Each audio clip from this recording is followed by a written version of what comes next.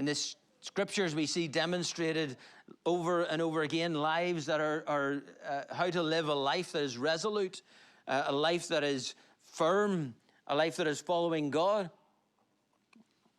In the book of Daniel, we remember how they passed a law banning any petitions or prayers to anyone other than the king. And we're told that Daniel, when he heard the news that he was troubled, he went up to his room and he sat and he thought about it. He opened a book and he read a book for a while. He turned on the TV and he seen if there was something else, something on he could watch. He waited for time to pass. Maybe they'll forget about it.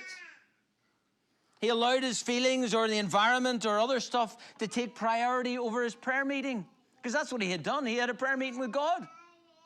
That's not what we read. That's not what we read in the scriptures. We read in the scriptures, whenever they passed the law, it says that he went up to his room, as was his custom, regardless of the law that had just been passed. He went up to his room, as was the custom, opened the window towards Jerusalem, and knelt and prayed as he always did.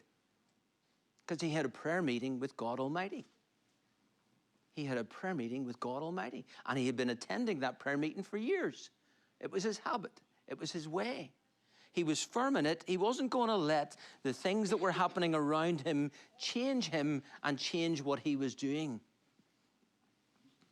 He wasn't going to allow his feelings, his fears, his imaginations change how he served God and how he had a relationship with God. Because even though things had changed in the government, had changed in the legal system, even though things had changed in those around him, he knew that nothing had changed in heaven. Nothing had changed in heaven. And we know from the scriptures that, remember, the angel came to him and says, from the first day that you prayed, I was sent to you, but the prince of Persia opposed me. So we know that God heard his prayers. We can have that same confidence that God Almighty hears our prayers.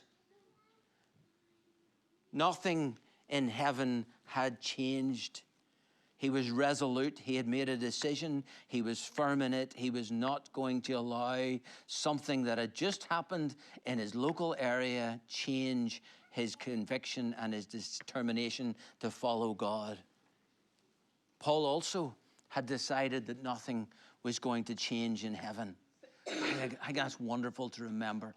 That's wonderful to remember in this year ahead, and even before I go back into the rest of it, nothing will change in heaven this year.